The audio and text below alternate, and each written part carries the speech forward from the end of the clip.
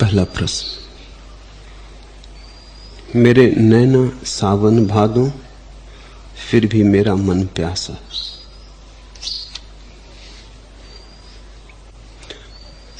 मन जब तक है तब तक प्यासा ही रहेगा। मन का होना ही प्यास है। अतृप्ति मन का स्वभाव है।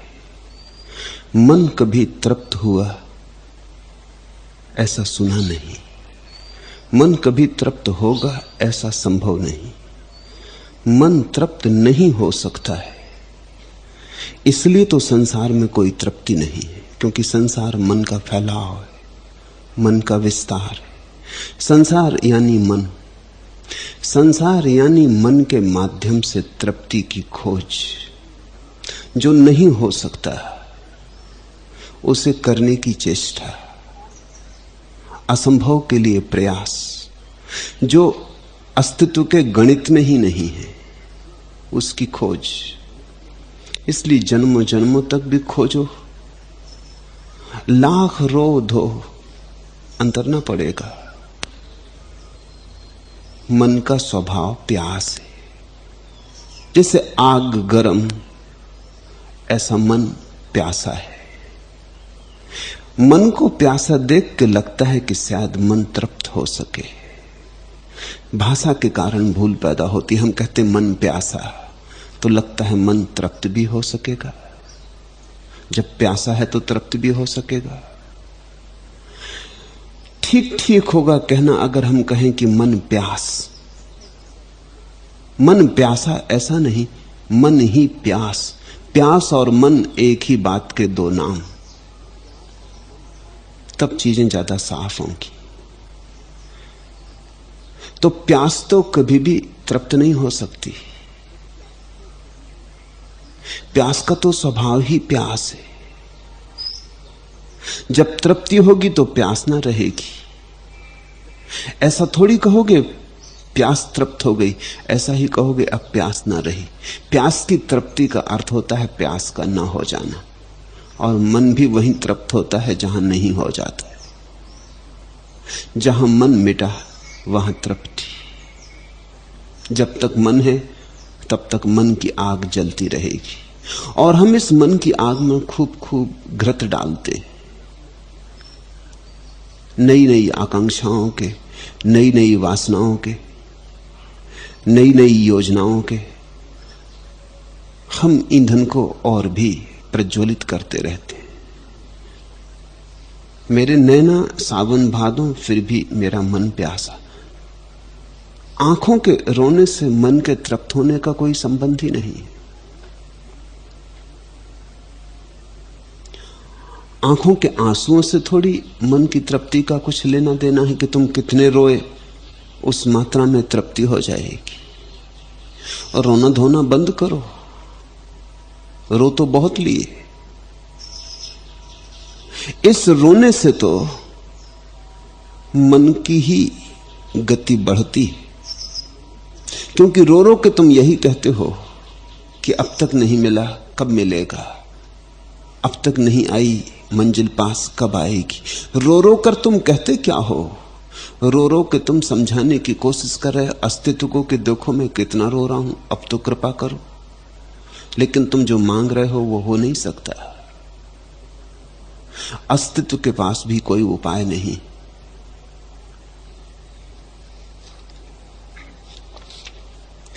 कंठ से मृदुगान आकर ओंठ तक एक सिसकी प्राय होकर रह गए। दर्द से असहाय होकर रह गए, हम बड़े निरुपाय होकर रह गए। फिर वही नासूर उभरे वक्त के एक बेबस हाय होकर रह गए। हाट खुशियों की लगाई थी यहां, अश्रु के व्यवसाय होकर रह गए। पग पहुंचते ही प्रणय सोपान पर स्वप्न सब क्रसकाय होकर रह गए। इस जीवन में योजनाएं तो हम बनाते हैं, लेकिन कौन सी योजना पूरी होती? कब कौन सिकंदर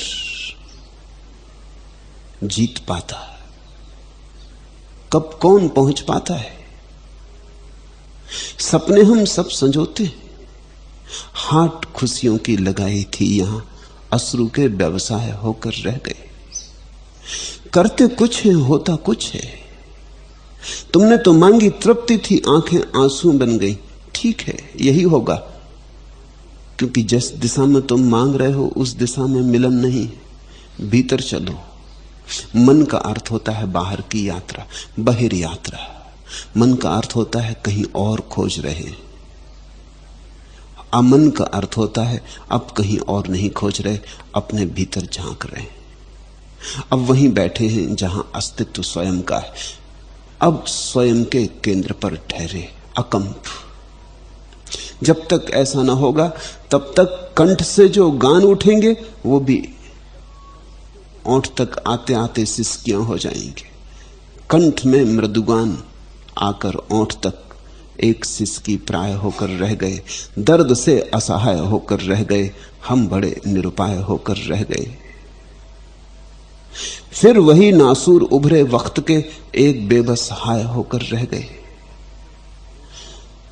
प्रश्न तुम्हारा समझता हूं, लेकिन तुम मेरे उत्तर को भी समझने की कोशिश करो। जब भी तुम रोए हो तो दो तरह के उत्तर दिए गए। एक तो उत्तर है सांत्वना का। जिनको तुम साधारणता साधु संत कहते हो वो तुम्हें सांत्वना बंधाते, वो तुम्हें तुम्हारे आंसू पोंछ देते हैं, पीठ थपथपा देते हैं, लौरी गा देते हैं।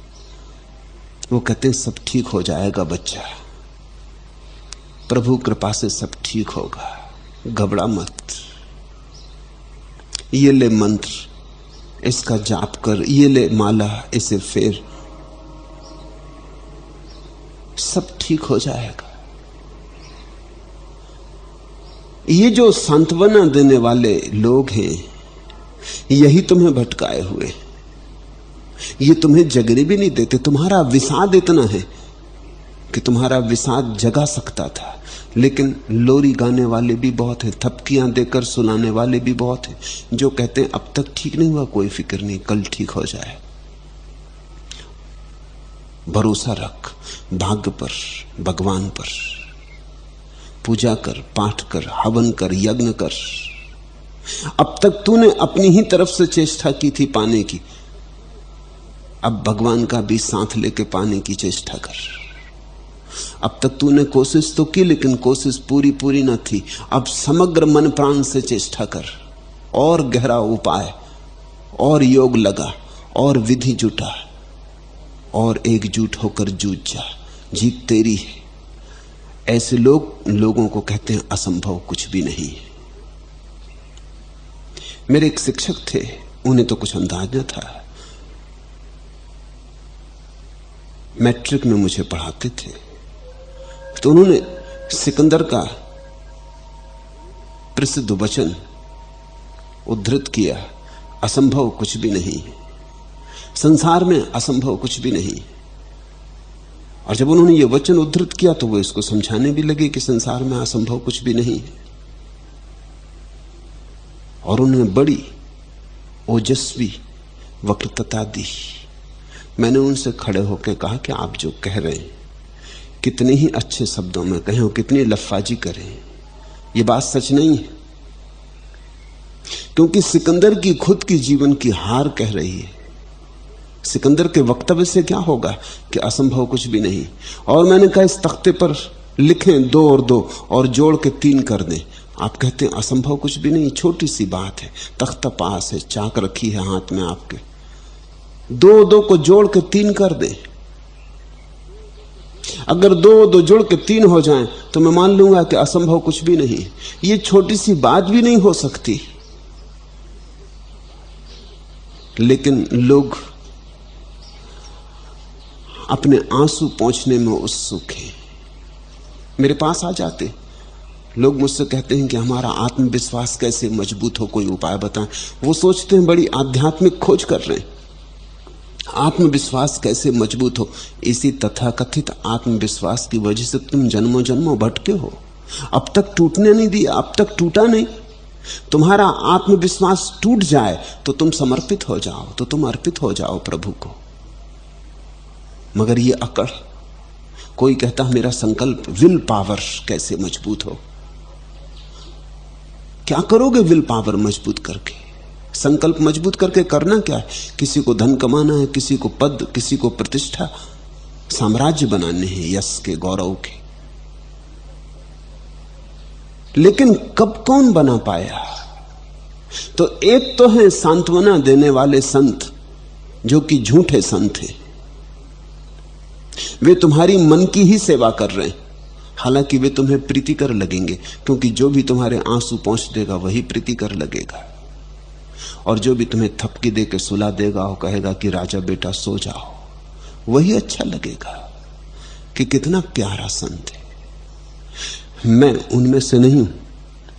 मैं तुम्हें वही कहना चाहता हूं जैसा है, चाहे कितनी ही कड़वी हो दवा, चाहे पीने में तुम कितना ही नानुच करो, चाहे तुम भागो, चाहे तुम नाराज हो, लेकिन जो है मैं तुमसे वही कहना चाहता हूं। मैं तुम्हें सांत्वना देने में उत्सुक नहीं हूं। जगा सकूं तो ठीक, तुम्हें सुलाने में मेरी कोई उत्सुकता नहीं।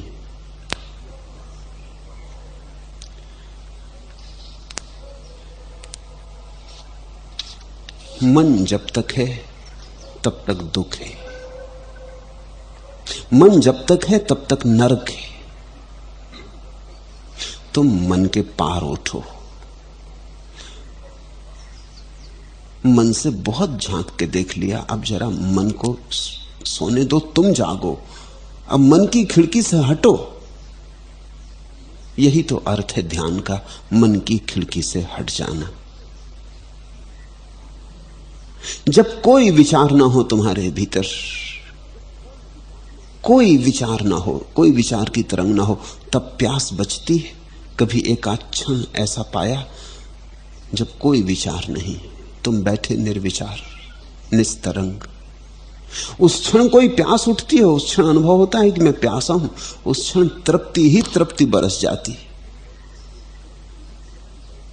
उस क्षण कोई अतृप्ति नहीं होती। तो ये तो बहुत छोटा सा गणित है। जहां तक विचार है वहां तक प्यास, जहां से निर्विचार शुरू हुआ वहां से तृप्ति। तो एक ही काम करो, एक ही काम करने जैसा है, और सब करना न करने जैसा है, और सब किया एक दिन अनकिया हो जाएगा। एक ही काम करने जैसा है जो कभी अनकिया ना होगा। और तुमने जो किया मौत छीन लेगी। एक ही काम ऐसा है जो मौत नहीं छीन पाएगी अगर तुम कर पाए। उस काम का नाम ध्यान। थोड़ी थोड़ी घड़ियां निकालने लगो, बैठने लगो। विचार चलते रहें, चलने दो, देखते रहो शांति से। न जाओ उनके साथ, न करो उनका विरोध, न निंदा न स्तुति। न कहो कि यह विचार कितना सुंदर आया, न कहो कि यह कहां का दुर्विचार मेरे भीतर प्रविष्ट हुआ। नहीं कोई निर्णय लो, न्यायाधीश ना बनो, साक्षी बने बैठे रहो। चलने दो ये ट्रैफिक विचार का, ये राह चलने दो। तुम बैठे रहो। काले गोरे सब तरह के विचार निकलेंगे, बुरे भले सब तरह के विचार निकलेंगे। ये राह है। इससे तुम इतना भी संबंध मत रखो कि ये मेरा मन है। तुम्हारा क्या लेना देना है? तुम मन नहीं हो, तुम देह नहीं हो। तुम जरा भीतर से बैठकर इसे देखते रहो। देखते देखते देखते देखते एक दिन ऐसी घड़ी आएगी, पहले तो बड़ी कठिनाई होगी। विचारों पे विचार आते जाएंगे जैसे सागर में तरंगों पे तरंगें आती। कोई अंत ही न मालूम होगा, बड़ा अंधेरा मालूम होगा। लेकिन घबराना मत, पनपने दे जरा आदत निगाहों को अंधेरों की। अंधेरे में अंधेरा रोशनी के काम आएगा। न जाने दर्द को दिल अब कहां आराम आएगा। जहां यह उम्र सिर रख दे कहां वह धाम आएगा। अभी कुछ और बढ़ने दे पलक पर इस समुंदर को, तभी तो मोतियों का और ज्यादा दाम आएगा। घबराना मत। अगर पहले अंधेरा भी मालूम पड़े तो देखते ही चले जाना। जैसे भरी दोपहरी में कोई आता है घर, धूप से भरी आंखें, घर में प्रवेश करता है तो अंधेरा ही अंधेरा मालूम होता। आंखों की थोड़ी आदत तो बनने दो। बैठ जाता, सुस्ता लेता घड़ी भर। जैसे जैसे सुस्ताता है आंखें राजी होती जाती। पहले घर में आके अंधेरा मालूम हुआ था, अब अंधेरा नहीं मालूम होता, अब बड़ी शीतल रोशनी मालूम होती। पनपने दे जरा आदत निगाहों को अंधेरों की, अंधेरे में अंधेरा रोशनी के काम आएगा। एक बार देखने की आदत बन जाए अंधेरे को, तो अंधेरे को देखते देखते ही रोशनी पैदा होनी शुरू हो जाती। पहले तो बड़ा अंधकार मालूम होगा, विचार विक्षिप्तता मालूम होगी, देखते रहना। पनपने दे जरा आदत निगाहों को अंधेरों की, बस जरा आदत पनपने की बात है। और विचारों की इन धाराओं को देखकर बहुत बार ऐसा प्रश्न उठने लगेगा कि इसका कोई अंत होगा, ये कभी समाप्त होने वाला है। कहते हैं बुद्ध पुरुष की समाप्त हो जाता है, लेकिन भरोसा ना आएगा। बहुत बार नाव डगमगा जाएगी, बहुत बार चित्त कहेगा लौट चलो, पहले ही ठीक थे, इस किस झंझट में पड़े, समय क्यों गंवाते हो। जब भी ध्यान को बैठोगे मन कहेगा क्यों समय गंवाते हो, ये होने वाला है, हुआ होगा किसी को, कम से कम तुम्हें तो नहीं होने वाला है। और जो तुम्हें नहीं हो सकता वो किसी और को भी कैसे हुआ होगा। झूठी हैं सब बातें, ये ध्यान और समाधि ये कल्पना के जाल हैं, ऐसा मन समझाएगा। न जाने दर्द को दिल अब कहां आराम आएगा, जहां यह उम्र सिर रख दे कहां वह धाम आएगा। विचार और विचारों के तूफान और अंधड़ों में बहुत बार लगने लगेगा है कोई ऐसी जगह जहां सिर रख के आराम आ जाए, जहां यह उम्र सिर रख दे कहां वह धाम आएगा। नहीं लगेगा कि नहीं, ऐसा कोई धाम है, ऐसा कोई तीर्थ नहीं है जहां सिर रखने का वो उपाय हो। ये विक्षिप्तता शाश्वत अनंत मालूम होती, ये सदा से है, सदा रहेगी। पर फिर भी मैं तुमसे कहता हूं, अगर थोड़ा धीरज रखा तो वो धाम आ जाता है, और जितनी देर से आता है उतना ही बहुमूल्य है। अभी कुछ और बढ़ने दे पलक पर इस समुंदर को, तभी तो मोतियों का और ज्यादा दाम आएगा। अगर तुमने थोड़ा साहस रखा, धैर्य रखा और देखते ही चले गए, देखते ही चले गए, तो तुम धीरे धीरे पाओगे छोटे छोटे झरोखे आने लगे। कभी कभी विचार नहीं होता, एक क्षण को सपाट शून्य हो जाता है, और उसी शून्य में झरता है अमृत, उसी शून्य में तृप्ति, उसी शून्य में प्यास नहीं होती। तुम परम तृप्त होते हो, संतुष्ट, एक गहन परितोष, आनंद, एक अपूर्व रस की धार बहने लगती।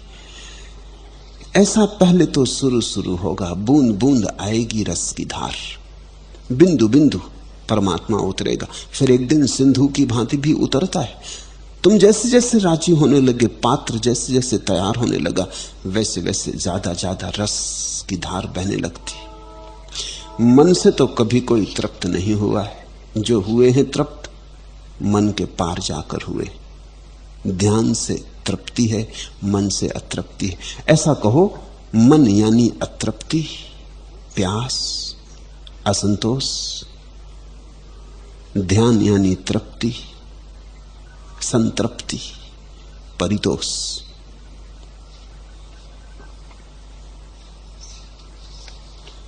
दूसरा प्रश्न, आपने कहा कि आप न भाषा शास्त्री हैं, न अर्थशास्त्री हैं, न व्यवस्था शास्त्री हैं। संभवतः आप कहना चाहेंगे कि आप विधि शास्त्री, समाज शास्त्री और राजनीति शास्त्री भी नहीं, तो क्या ये सब विषय परम ज्ञान में समाहित नहीं है? मुझे तो लगता है आप सब कुछ है। परम ज्ञान का अर्थ होता है परम अज्ञान। परम ज्ञान में कुछ भी समाहित नहीं है, सब छूट गया,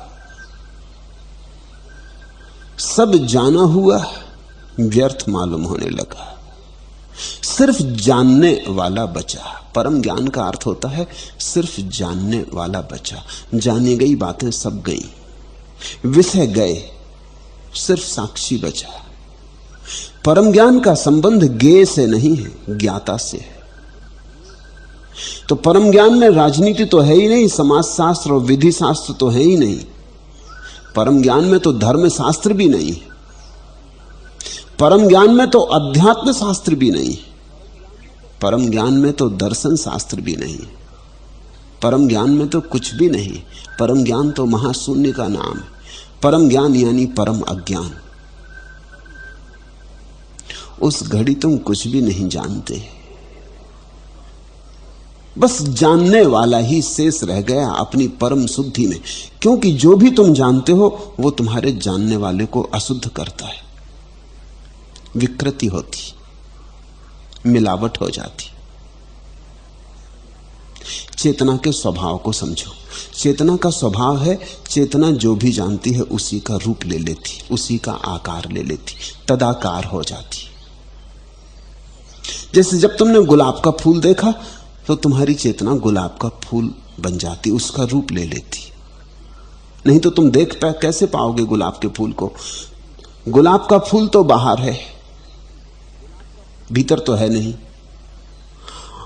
आंख से गुलाब के फूल की तस्वीर जाती,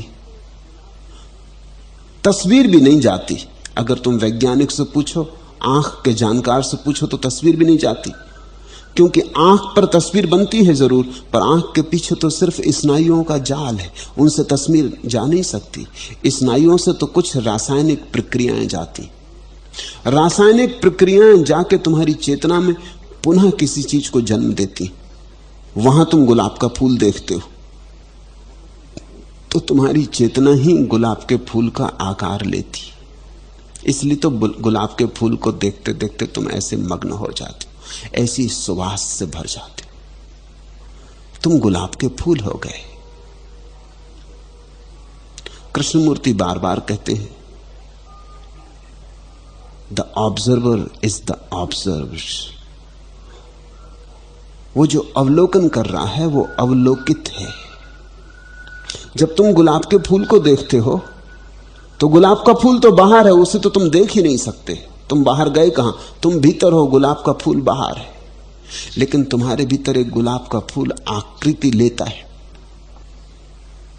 इसलिए सुंदर को देखो तो तुम सुंदर होते जाते हो, असुंदर को देखो तो तुम असुंदर हो जाते हो, बुरे को देखो तो बुरे हो जाते हो, शुभ को देखो तो शुभ हो जाते हो। इसलिए संत के पास अगर तुम बैठे तो तुम्हारे भीतर भी संतत्व आकार लेता है, दुष्ट के पास बैठे तो दुष्टत्व आकार लेता है, हत्यारे के पास बैठे तो तुम्हारे भीतर हत्या के विचार उठने लगेंगे। तुम्हें बहुत बार इसका पता भी चलता है, लेकिन तुम कभी बहुत ठीक ठीक विमर्श नहीं कर पाते। किसी आदमी के पास जाते हो और बड़े बुरे विचार उठते हैं, और किसी आदमी के पास जाते हो बड़े शुभ विचारों का जन्म होता है। किसी के पास बैठकर परम शांति का अनुभव होता है, और किसी के पास बैठकर बड़ी अशांति अनुभव होने लगती। किसी से बचने का मन होता है, किसी को आलिंगन करने का मन होता है। क्यों? तुम्हारे भीतर जो भी तुम बाहर देखते हो उसके अनुकूल आकृति निर्मित होती। तुम जो भी देखते हो उसी के रूप में तुम ढल जाते हो। यही उपाय है देखने का, और कोई उपाय ही नहीं। तब इसका अर्थ यह हुआ कि परम ज्ञान का तो एक ही अर्थ हो सकता है कि अब तुम किसी के आकार में नहीं ढलते, न गोबर का ढेर और न गुलाब का फूल। तुम दोनों से मुक्त हुए, शुभ अशुभ, सुंदर असुंदर, सबसे मुक्त हुए। अब तुम अपने रूप में हो, स्वाकार। परम ज्ञान का अर्थ होता है अब तुम स्वभाव में, स्व आकार में, स्वच्छंद, स्वयं के गीत को उपलब्ध। अब किसी चीज का आकार नहीं ले रहे हो। गुलाब का आकार था, वो भी उधार था। चट्टान का आकार था, वो भी उधार था। जो भी देखा था अब तक वो सब उधार था। एक चीज तुम पे आरोपित हो गई थी, अब तुम किसी भी चीज से आरोपित नहीं हो रहे हो। अब तुम निराकार हो, अब कोई आकार नहीं। ध्यान रखना, जब मैं कह रहा हूं कोई आकार नहीं, तो इसमें तुमने बुद्ध की धारणा बनाई कि कृष्ण की धारणा बनाई, वे भी आकार सम्मिलित है। इसलिए ज़ेन फकीर कहते हैं, अगर ध्यान के मार्ग पर बुद्ध मिल जाएं तो उठा के तलवार दो टुकड़े कर देना। ध्यान के मार्ग पर अगर बुद्ध मिल जाएं तो उठा के तलवार दो टुकड़े कर देना। फिर जरा भी सोच संकोच मत करना, क्योंकि ध्यान के मार्ग पर अगर बुद्ध का आकार उठाया तो फिर तुम विकृत हो गए। बुद्ध का आकार भी विकृत कर देगा। अगर ध्यान के मार्ग पर कृष्ण बांसुरी बजाने लगे तो धक्का मार बाहर निकाल देना कि जाओ, अभी यहां बीच में ना आओ। ये कहां तुम बांसुरी लिए चले आ रहे? क्योंकि ध्यान में तो वह भी विघ्न है। चाहे क्राइस्ट दिखाई पड़े, चाहे कृष्ण, चाहे बुद्ध, चाहे महावीर, उनको नमस्कार कर लेना, उनसे बच के निकल जाना, अपना पल्ला छोड़ा लेना उनसे। वो तुम्हारे ही मन के विचार है। अंतिम विचार मन उठा रहा है। मन कहता अब संसार से तुम छूट रहे हो, चलो मैं तुम्हें मोक्ष दे दूं। तुम कहते हो धन में तुम्हारी उत्सुकता नहीं, मैं तुम्हें बुद्ध दे दूं। मन आखिरी प्रलोभन दे रहा। मन कह रहा तुम्हें जिन खिलौनों में रुचि हो वही देने को मैं राजी हूं, कृष्ण को खड़ा कर दूं। मन कल्पनाएं कर रहा है और सभी कल्पनाएं तुम्हें विकृत कर जाती। परम ज्ञान की अवस्था, इसलिए मैं कहता हूं परम अज्ञान की अवस्था है, क्योंकि परम ज्ञान की अवस्था परम निर्दोषता की अवस्था है। प्राइमल इनोसेंस, वो जो मौलिक निर्दोषता है, कुंवारापन है, उसकी अवस्था है, जहां अभी ज्ञान ने ज्ञाता को विकृत नहीं किया। ज्ञान उठा, विकृति उठी, ज्ञान उठा, मन उठा, ज्ञान उठा, उपद्रव शुरू हुआ। जहां तुमने जाना वहीं से संकीर्ण हुए। जानना मात्र संकीर्ण कर देता है। इसलिए तो उपनिषद कहते हैं कि जो कहें कि जानते हैं जान लेना कि नहीं जानते। जो कहे कि नहीं जानता हूं, जानना कि वही जानता है। इसलिए तो बुद्ध चुप रह गए। जब किसी ने पूछा ईश्वर को जानते हैं तो चुप रह गए। इसका उत्तर देने में गलती हो जाएगी। उत्तर देना ही गलत होगा। जो भी उत्तर दिया जाएगा गलत होगा। उत्तर मात्र गलत होगा। कहो कि जानता हूं तो भूल हो गई, कहो कि नहीं जानता हूं तो भूल हो गई, क्योंकि जानता तो हूं। यह कहना कि नहीं जानता हूं असत्य होगा, और यह कहना कि जानता हूं विकृति होगी। इसलिए चुप रह जाने के सिवाय उपाय नहीं। तो परम उत्तर तो मौन ही है, निशब्द शून्य ही है। परम ज्ञान में कुछ भी समाहित नहीं है। परम ज्ञान सभी चीजों से मुक्त हो जाने की परम दशा है, सबका अतिक्रमण। लेकिन तुम कहते हो कि मुझे लगता है कि आप सब कुछ, तुम्हारा लगना तुम्हारे मोह, तुम्हारी प्रीति का लक्षण है। तुम्हें मुझसे मोह है तो तुम्हें लगता है सब कुछ। मुझे मुझसे बिल्कुल मोह नहीं, इसलिए मैं तुमसे कहता हूं कुछ भी नहीं हूं। तुम्हारे मोह को मैं समझता हूं। तुम्हारे मोह के कारण तुम्हें लगता होगा कि मैं सब जानता हूं। लेकिन मैं तुम्हें यह बात कह देता हूं, इसे गांठ में बांध के रख लो कि मैं कुछ भी नहीं जानता हूं। जानना जहां तक है वहां तक तो जाना ही कहां, वहां तक तो उपद्रव जारी है। जहां जानने से छूटे वहीं छूटे, वहीं मुक्ति है, वहीं परम ज्ञान है। जहां जानने से छूटे वहां परम ज्ञान है। इसका अर्थ हुआ जहां ज्ञान से छूटे वहां परम ज्ञान है। तो परम ज्ञान शब्द ठीक नहीं है, ज्यादा अच्छा होगा हम कहें परम अज्ञान।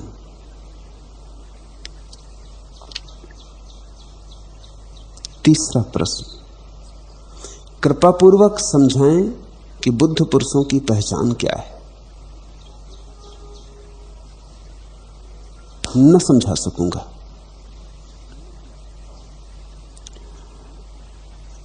इस संबंध में कृपा करने का भी कोई उपाय नहीं। ये बात कही ही नहीं जा सकती। बुद्ध पुरुषों की कोई पहचान नहीं, और जितनी पहचानें तुम बना लोगे उनसे भूल चूक करोगे। क्योंकि जब भी बुद्धत्व प्रकट होता है तब इतना अनूठा होता है, इतना अद्वितीय, इतना बेजोड़ कि वैसा पहले कभी हुआ ही नहीं था और वैसा पीछे फिर कभी नहीं होगा। पुनरुक्ति तो होती नहीं। तो तुम जो भी पहचान बना लोगे वो अड़चन हो जाएगी। अगर तुमने गौतम बुद्ध को देख के पहचान बना ली तो तुम महावीर को ना पहचान पाओगे। अगर महावीर को देख के पहचान बना ली तो तुम कृष्ण को ना पहचान पाओगे। अगर कृष्ण को देख के पहचान बना ली तो तुम मोहम्मद को ना पहचान पाओगे। तुमने जिसको देख के पहचान बना ली तुम उसी से बंध जाओगे और बाकी अनंत अनंत बुद्ध तुम्हारी आंख से ओझल हो जाएंगे। तो पहचान से तुम चूकोगे, पहुंचोगे नहीं, क्योंकि सब पहचान संकीर्ण होगी। पहचान का मतलब होगा एक बुद्ध की होगी, बुद्धत्व की तो कोई पहचान नहीं होती। बुद्धत्व तो बड़ी विराट घटना है। जितने बुद्ध हुए हैं सब, जितने आज हैं सब, और जितने भविष्य में होंगे सब, समस्त बुद्धों में कुछ है जो एक सा है और कुछ है जो बिल्कुल एक जैसा नहीं। वो जो कुछ एक सा है वो आंतरिक है, वो दिखाई नहीं पड़ता, उसकी बाहर से पहचान नहीं हो सकती। और जो दिखाई पड़ता है, जो समझ में आता है, वो बिल्कुल अलग अलग है। महावीर नग्न खड़े, कृष्ण पीतांबर वस्त्रों में, सुंदर रेशमी वस्त्रों में, मोर मुकुट बांधे, बांसुरी लिए खड़े। जीसस सूली पे लटके। जीसस को तुम पाओगे यहूदियों के मंदिर में कोड़ा लिए, लोगों को खदेड़ते, बड़े सक्रिय। इधर बुद्ध हैं, मूर्ति की भांति बोधि वृक्ष के नीचे बैठे, जैसे कभी हिलेंगे ही नहीं, डुलेंगे ही नहीं। इधर लाओ त्सु है जो बिल्कुल साधारण से साधारण मनुष्य की तरह जी रहा है कि तुम्हें राह पर मिल जाएगा तो तुम पहचान ना सकोगे भीड़ में। सबसे साधारण वही है।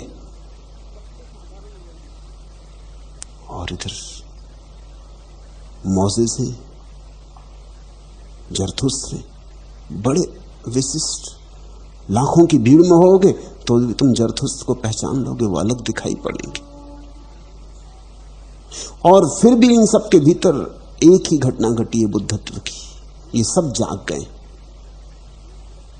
ऐसा समझो कि तुम 1000 तरह के लैंप बना लो, 1000 तरह के लालटेन कंदील बना लो।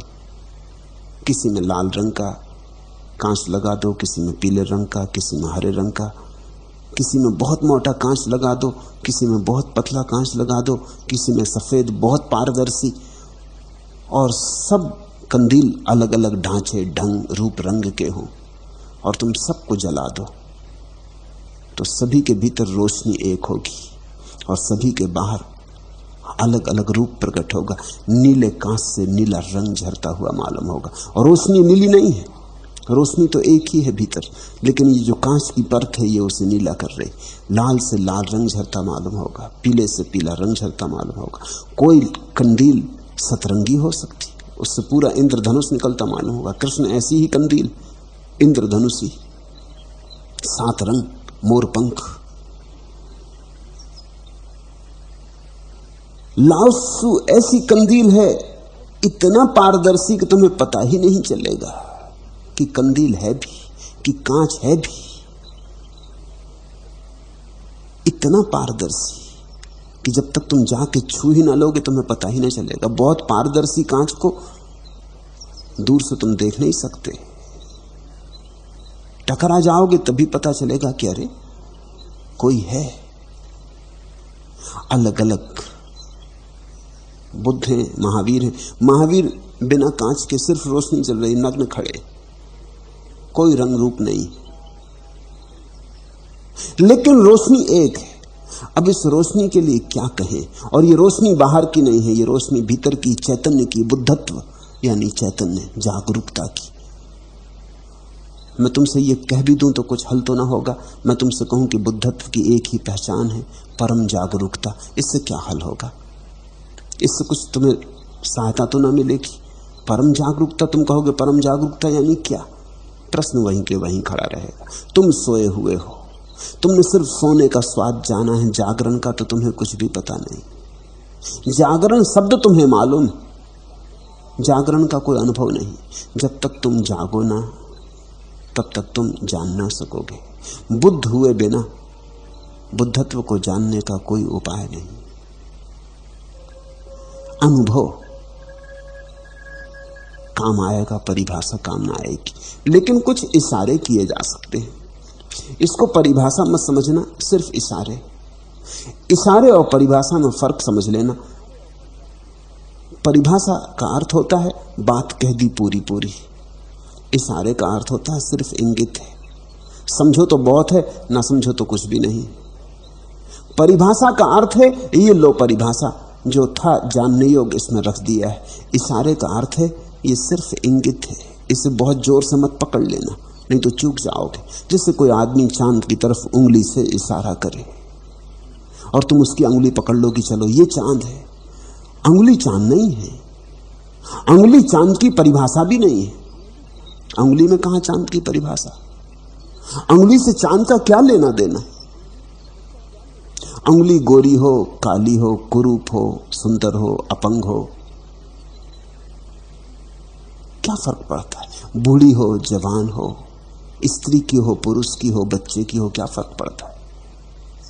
उंगली असली ना हो, लकड़ी की हो तो भी कोई फर्क नहीं पड़ता। उंगली से कोई चांद का लेना देना नहीं। जब कोई अंगुली बताता है तो तुम अंगुली मत पकड़ लेना। इशारे का मतलब होता है अंगुली छोड़ो, चांद को देखो, उस तरफ देखो जिस तरफ इशारा है।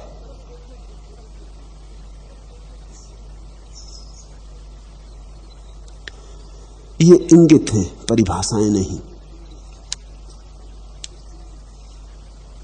पत्थर गढ़े हुए हैं, अक्षर मिटे हुए, अज्ञात दूरियों का अंदाज कौन दे। हर ओंठ पर जड़ी है गीतों की बेकसी, फिर पांव को थिरकने का राज कौन दे। जिस व्यक्ति के पास तुम्हें अज्ञात दूरियों का अंदाज मिले, एक इशारा। जिसके पास ज्ञात पर ही तुम समाप्त ना होते हो, जिसके पास जाके अज्ञात की थोड़ी झलक मिले, तुम्हारे भीतर अज्ञात थोड़े पर फड़फड़ाने लगे, तुम्हारे भीतर भी जो नहीं जाना है उसे जानने की अदम्य आकांक्षा, अभीप्सा पैदा हो जाए, तुम्हारे भीतर एक नई प्यास का जन्म हो जिससे तुम कभी परिचित ही न थे। धन की प्यास थी, पद की प्यास थी, एक नई प्यास, सत्य की प्यास उठे। पत्थर गढ़े हुए हैं, अक्षर मिटे हुए,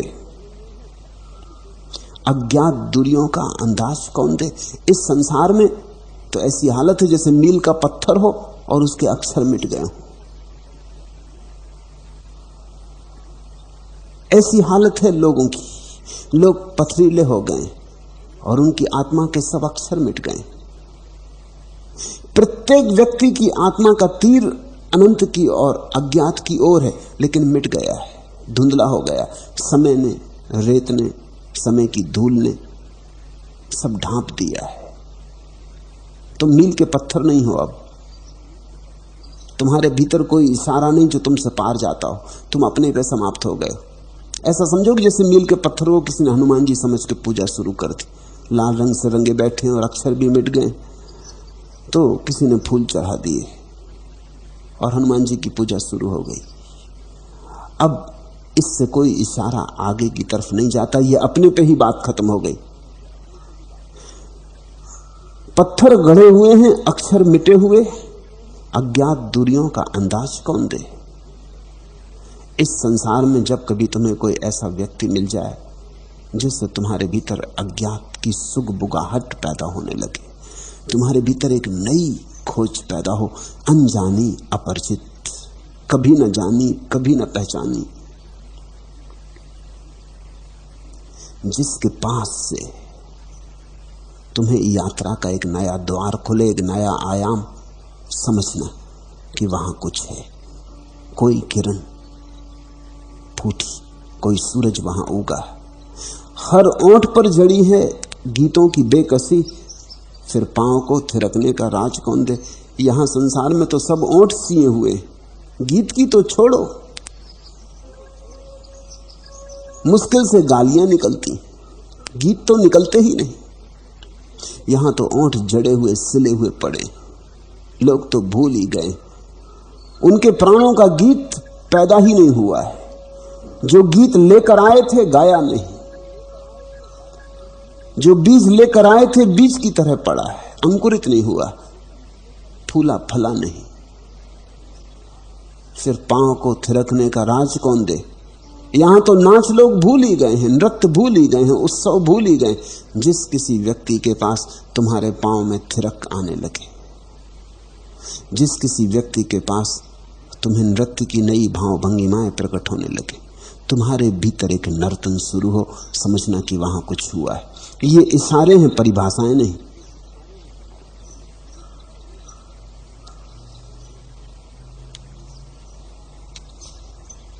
रात है, सो गई दुनिया थकन से चूर, नींद में भरपूर। कुछ क्षणों को जिंदगी की विषमता कटुता हुई है दूर। एक सी आंखें सभी की, एक सी है रैन, जागती आंखें उसी की, है न जिसको चैन।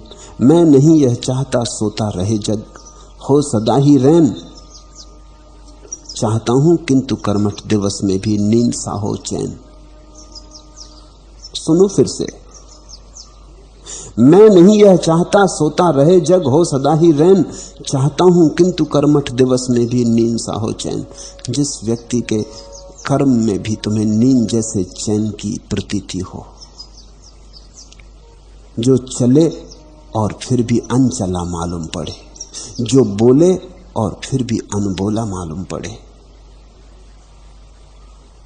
जो उठे बैठे और फिर भी जिसके भीतर कुछ उठता बैठता ना हो, जो सोए भी और तुम देखोगे भी सोया है और फिर भी तुम जानो कि उसके भीतर कुछ जागा है, जो सोए सोए जागा हुआ हो, जो जागा जागा भी ऐसा शांत हो जैसे सोया है। चाहता हूं किंतु कर्मठ दिवस में भी नींद सा हो चैन। तो जानना बुद्धत्व की किरण वहां पैदा हुई, जहां अपूर्व शांति का राज्य हो, जिसकी मौजूदगी में, जिसकी उपस्थिति में तुम भी शांत होने लगो, तुम्हारा भागा भागा मन भी घर लौटने लगे, जिसके पास बैठकर तुम अपने भीतर एक खिंचाव अनुभव करो कि तुम अपने भीतर खींचे जा रहे हो, जो तुम्हें तुम्हारे भीतर पहुंचाने लगे, सिर्फ मौजूदगी से, सिर्फ उपस्थिति से। यही सत्संग का अर्थ है। तो जानना कि बुद्धत्व घटित हुआ है।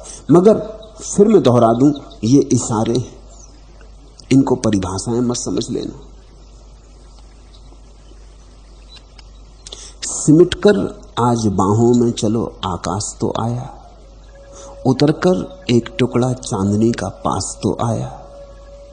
ठहरते थे जहां पर आंसुओं के काफिले आकर, अचानक उन किवाड़ों के किनारे हास तो आया। अभी तक पतझरों से ही हुआ था उम्र का परिचय, चलो वातायनों से फिर मलय वातास तो आया। जिसके पास तुम्हें ऐसा लगे कि खुल गया आकाश, जिसकी मौजूदगी दीवार ना बने, जिसकी मौजूदगी द्वार बने, जिसके पास से विराट और तुम्हारे बीच कुछ कानाफूसी होने लगे। कानाफूसी कह रहा हूं, इसलिए कह रहा हूं कानाफूसी की ये इशारे हैं।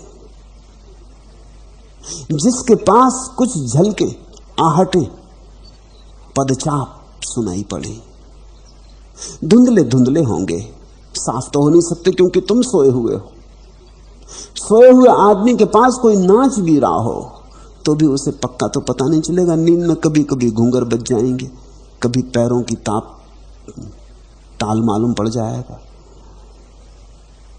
कभी बजती ढोलक का कोई एक स्वर भीतर प्रविष्ट हो जाएगा, कभी करवट लेते वक्त थोड़ा गहरी नींद ना होगी, हल्की नींद होगी तो कोई धुन भीतर प्रवेश कर जाएगी। बस ऐसा तुम सोए हो तो तुम बुद्धत्व को पूरा पूरा आंख खोल के तो नहीं देख सकते, सीधा सीधा तो नहीं देख सकते, इसलिए कानाफूसी।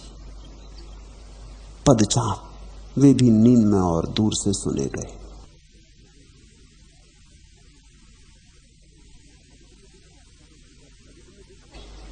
कभी तुमने देखा सुबह सुबह जागने के करीब हो, नींद टूट रही है, नहीं भी टूटी है, जागे भी नहीं भी जागे, आधे आधे बीच में हो, दूध वाला दस्तक देने लगा द्वार पर,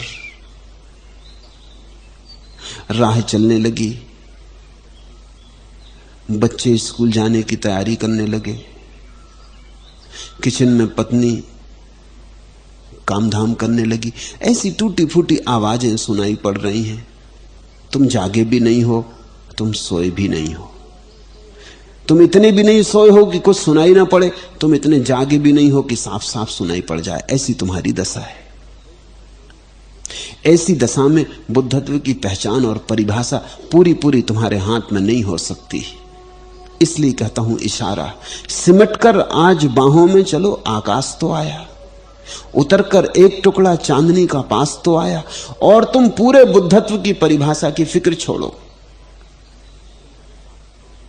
तुम्हारे पास तो उतर के चांदनी का एक छोटा सा टुकड़ा भी आ जाए तो तुम समझना बहुत है।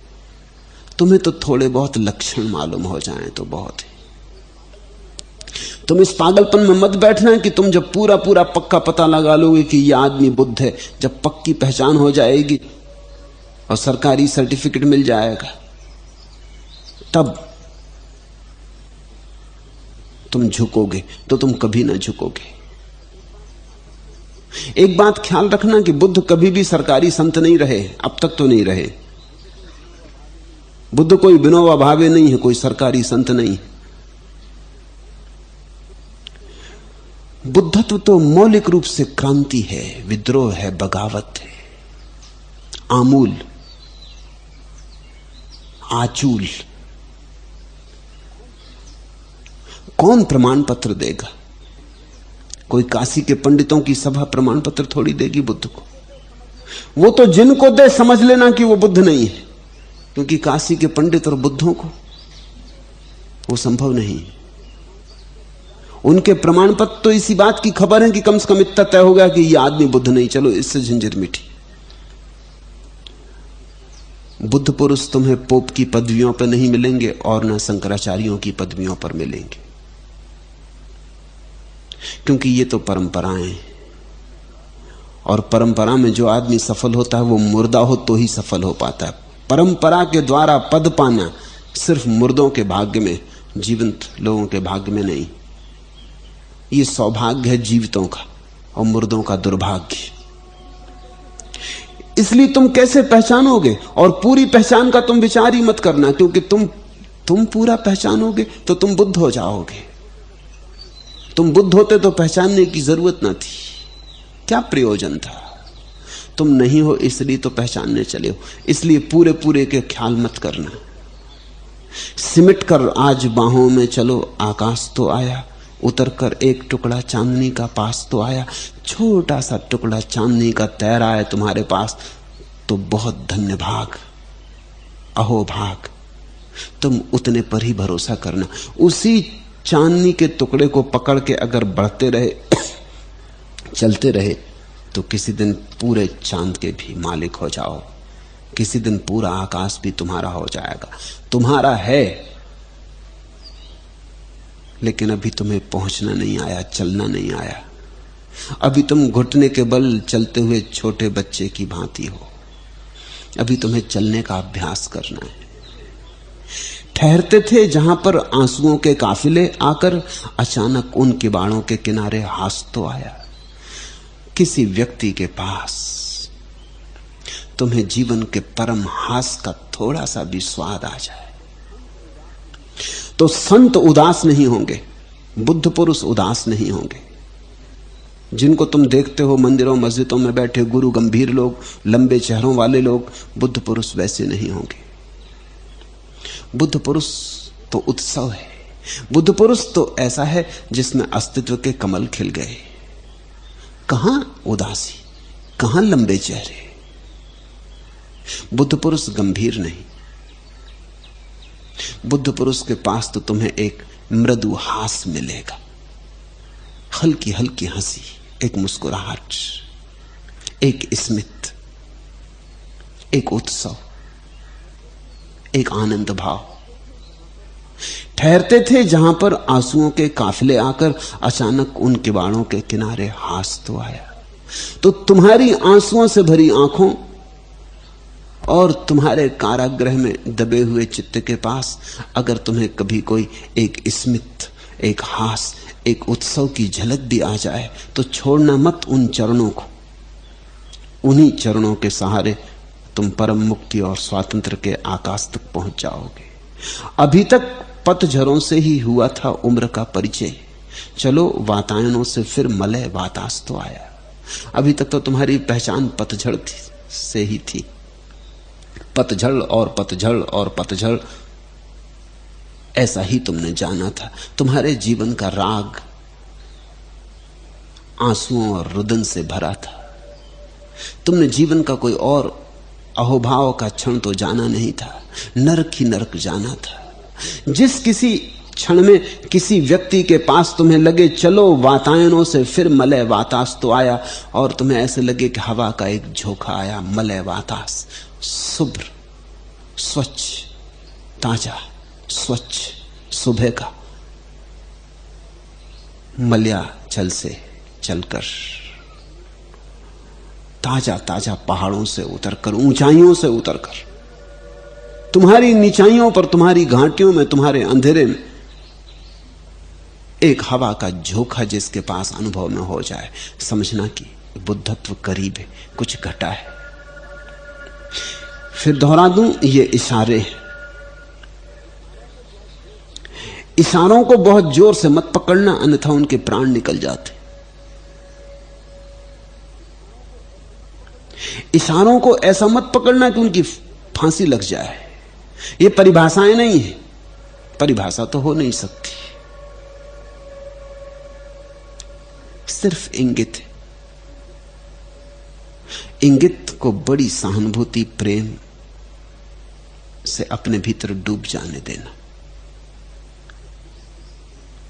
तो फिर बुद्ध पुरुष कितने ही भिन्न भिन्न हो, बुद्ध हो कि महावीर हो कि कृष्ण हो कि राम हो कि जरथुस कि मोहम्मद, कुछ फर्क ना पड़ेगा। कुछ बातें, अनंत का अनुभव उनके पास, शांति की प्रतीति उनके पास, ताजी हवा का झोंका उनके पास, चांदनी का एक टुकड़ा उनके पास। ये इशारे भी मैंने कविता से दिए, क्योंकि कविता को हृदय तक जाने की ज्यादा सुगमता है। जहां गद्य नहीं पहुंच पाता वहां पद्य प्रवेश कर जाता। गद्य के साथ तो तुम तर्क करने लगते हो, पद्य के साथ तुम तर्क नहीं करते, उसे तुम पी लेते हो, ज्यादा आसानी से पी लेते हो, वो गले से ज्यादा जल्दी उतर जाता है। पद्य में ये टुकड़े मैंने तुमसे कहे, इन्हें याद रखने की भी बहुत जरूरत नहीं है, बस इनका स्वाद तुम्हें लग जाए तो भूल चूक होगी नहीं। बुद्धत्व इतनी बड़ी घटना है कि पहचान में ना आए ये तो हो ही नहीं सकता। बुद्धत्व इतनी बड़ी घटना है कि अगर तुम जरा खुले मन के हुए और गए बुद्ध के पास तो तुम पहचान ही लोगे, परिभाषा के बिना पहचान लोगे। खतरा यही है कि लोग जाते ही नहीं। लोग इतने डरते हैं कि अगर गए तो कहीं फंस ही ना जाएं, इसलिए जाते ही नहीं, दूर ही रहते, ऐसी झंझट में नहीं पड़ते। अगर तुम पास गए किसी बुद्ध पुरुष के तो तुम पहचान ही लोगे। ये हो कैसे सकता है कि तुम ना पहचानो? ये भी हो सकता है कि अंधे को सूरज दिखाई ना पड़ता हो, लेकिन सुबह जब सूरज की धूप फैलती तो अंधे को उसका तो स्पर्श होगा, उष्मा तो अनुभव होगी, उत्ताप तो अनुभव होगा। ये तो अंधे को भी पता चलेगा कि रात गई, पक्षी गीत गाने लगे, प्रभात की प्रभाती शुरू हो गई। ये तो अंधे को भी पता चलेगा कि अभी सब सन्नाटा था, सब सोया था, सब मुर्दा पड़ा था, अब फिर पुनरुज्जीवित हो गया, फिर गुनगुनाहट है। सूरज चाहे दिखाई ना पड़े, लेकिन सूरज का ताप, ऊष्मा तो प्रतीत होगी, वो तो अनुभव में आएगा। अंधे को भी सूरज की प्रतीति तो होती। अंधा भी जानता है कब रात हो गई, कब दिन हो गया। माना कि तुम अभी भीतर की आंख वाले नहीं, लेकिन बुद्ध पुरुष के पास जाओगे तो ये मलयाचल से आती हवा का टुकड़ा तुम्हें स्पर्श करेगा। तुम इसमें नहा जाओगे, तुम ताजे हो आओगे। ये चांदनी का टुकड़ा तुम पे बरस जाएगा, तुम अपूर्व रस में विमुक्त हो जाओगे। ये काव्य बुद्ध के अस्तित्व का तुम्हारे भीतर कोई धुन बजाने लगेगा। ये बुद्ध की वीणा तुम्हारे भीतर कानाफूसी करेगी। तुम परिभाषाओं की फिक्र छोड़ो, पास जाने की हिम्मत जुटाओ। परिभाषाएं पंडितों के लिए छोड़ दो, खोजियों के लिए परिभाषाओं से काम नहीं चलता। खोजी को अनुभव चाहिए, और अनुभव सामीप्य से मिलता है, सत्संग से मिलता है। हर पत्ते पर है बूंद नई, हर बूंद लिए प्रतिबिंब नया। प्रतिबिंब तुम्हारे अंतर का अंकुर के उर में उतर गया। भर गई स्नेह की मधु गगरी, गगरी के बादल बिखर गए। जब तुम आओगे किसी बुद्ध पुरुष के निकट, झुकोगे, तो तुम पाओगे सब नया हो गया। अब तक सब पुराना था, जराजीर्ण खंडहर जैसा, सड़ा गला, बदबू से भरा, कूड़ा करकट, कचरे का ढेर। हर पत्ते पर है बूंद नई। बुद्धत्व का संस्पर्श सब नया कर जाएगा। हर पत्ते पर है बूंद नई, हर बूंद लिए प्रतिबिंब नया। प्रतिबिंब तुम्हारे अंतर का अंकुर के ओर में उतर गया। भर गई स्नेह की मधु गगरी, गगरी के बादल बिखर गए। और तुम एक अपूर्व घटना अनुभव करोगे। तुम जो सदा प्रेम से रिक्त थे, तुम्हारे स्नेह की गगरी भी भर गई। न केवल भर गई, बह गई, फूट पड़ी, लुटने लगी। न केवल तुम प्रेम से भर गए, बल्कि तुमसे प्रेम की धाराएं औरों के तरफ भी विस्तीर्ण होनी शुरू हो गई। जिस व्यक्ति के संस्पर्श में तुम्हारे भीतर प्रेम जग जाए, जानना कि बुद्धत्व घटा है। जिस व्यक्ति के संस्पर्श में तुम्हारे भीतर इतना प्रेम जग जाए कि न केवल तुम उसे संभाल ही ना पाओ, तुम लुटाने लगो, तो समझना कि बुद्धत्व का महाक्रांति घटित हुई। बुद्धत्व का सूर्य उगा है। चौथा प्रश्न, प्रथम और अंतिम स्वतंत्रता के बीज रूप को कृपा करके हमें कहिए। फिर बीज रूप में ही कहता हूं। स्वतंत्रता का प्रथम और अंतिम सूत्र छोटा सा है, इतना सा ही है कि तुम स्वतंत्र हो, कुछ करना नहीं। कि तुम स्वतंत्र हो, होना नहीं। प्रयास, चेष्टा, साधना कुछ भी नहीं। स्वतंत्रता तुम्हारा स्वभाव है। स्वतंत्रता है ही। तुम जीना शुरू करो।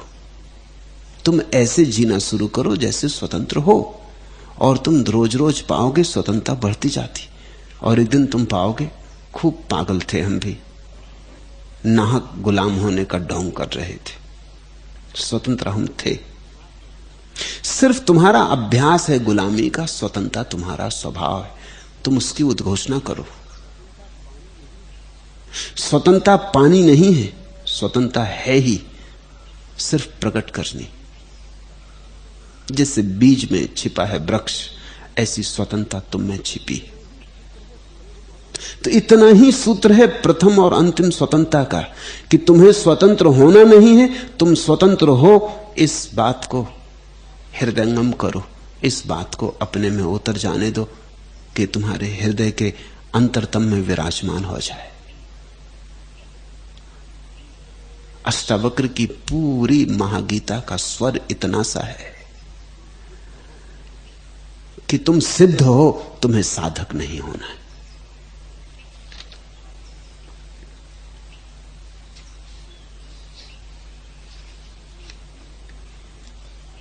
छठवां प्रश्न, आप हमें अनेक अनेक बहानों से, अनेक अनेक आयामों से जीवन बोध दे रहे हैं, पर वह रोज रोज और अबूझ रहस्य में आश्चर्यजनक होता जा रहा है। क्या जीवन के विराट होने, जीवन के अनंत होने, जीवन के नित नितन होने का अभिप्राय यही है? कृपा करके हमें कहें। जीवन रहस्य है, तो जितना जितना तुम जानोगे उतना उतना रहस्यपूर्ण हो जाए। तुम इस ख्याल में मत रहना कि जीवन को जान लोगे तो रहस्य समाप्त हो जाएगा, ऐसा मत मान लेना।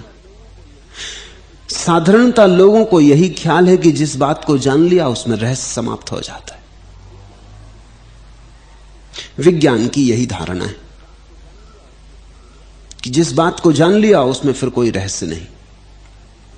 विज्ञान रहस्य घातक है और बड़ा खतरनाक है।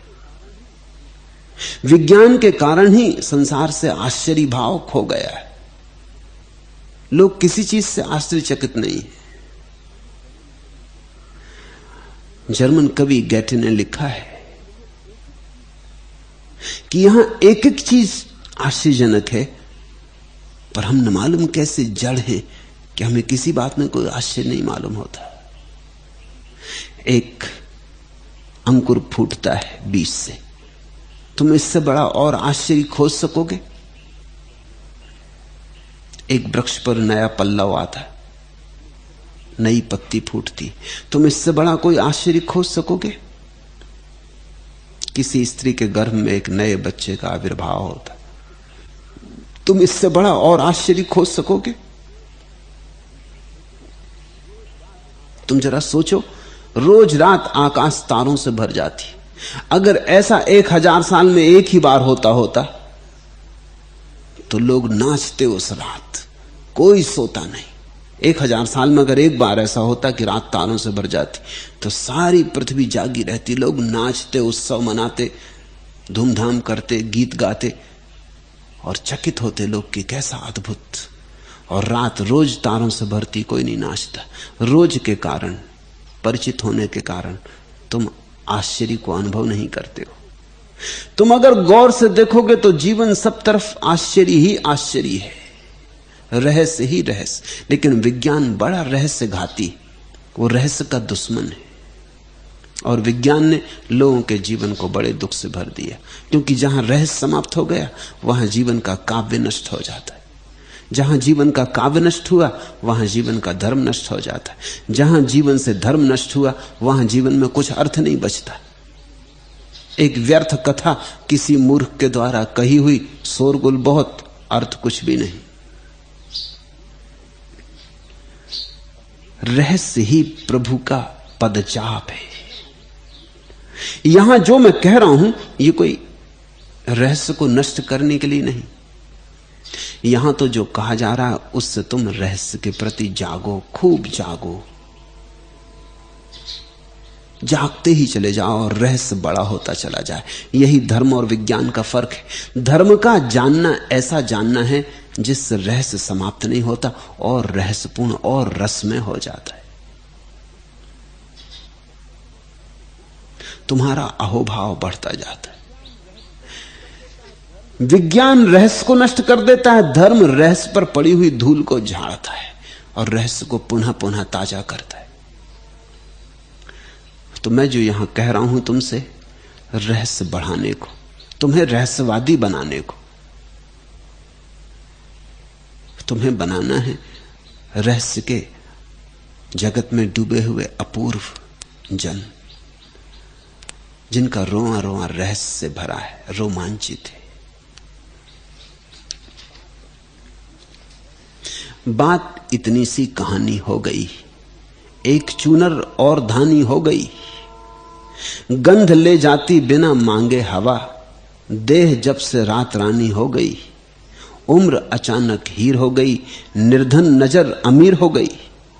एक दस्तूर किया तुमने, प्यार मशहूर किया तुमने। कांच का रूप तराश दिया, एक कोहनूर किया तुमने। सहरा को सागर, सूखी नदी को पूर किया तुमने। पिलाकर प्राणों को मदिरा, नशे में चूर किया तुमने।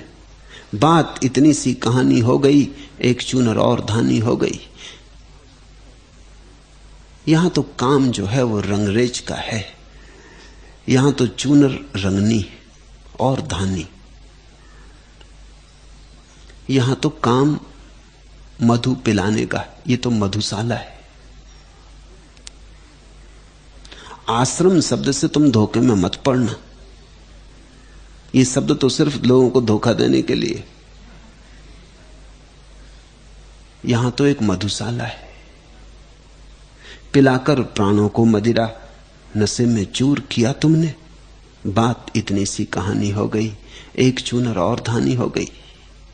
रंगना है तुम्हारी चूनर को रहस्य के अनंत अनंत रंगों में।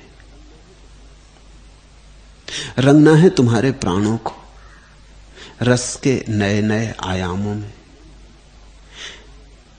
नई नई भाव भंगिमाएं तुम में उदित हो, नए नए मंदिरों के शिखर तुम में उठे। नए गीतों का जन्म हो, नए नृत्य तुम नाचो, नई वीणाएं तुम बजाओ।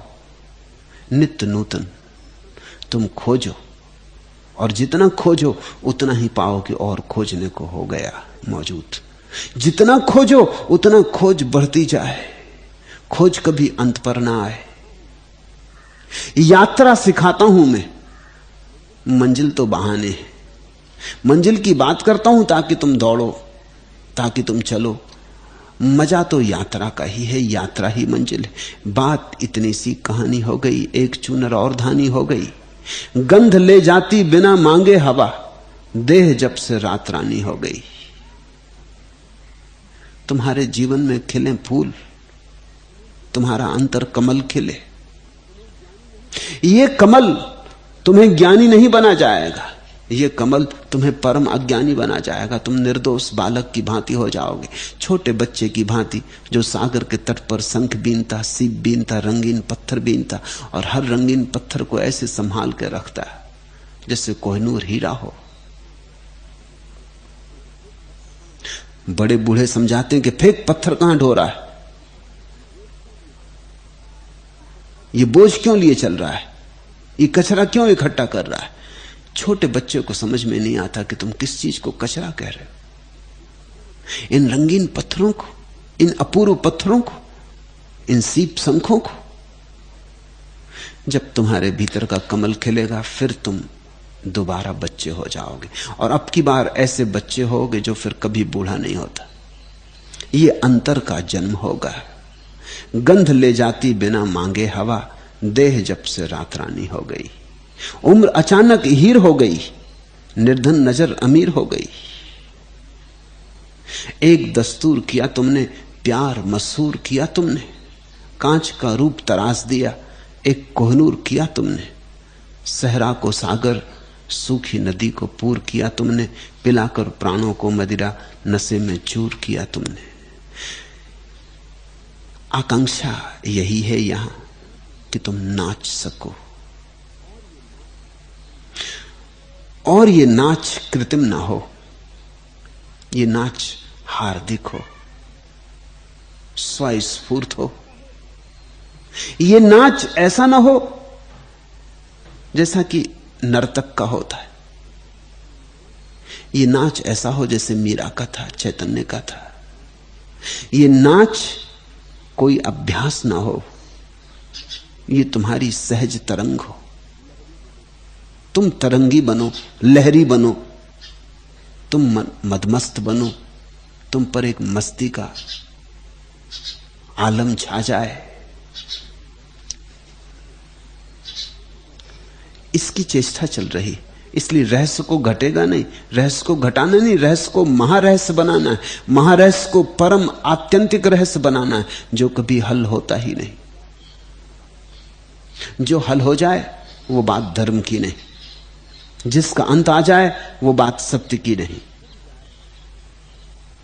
जो चुक जाए वो अस्तित्व नहीं।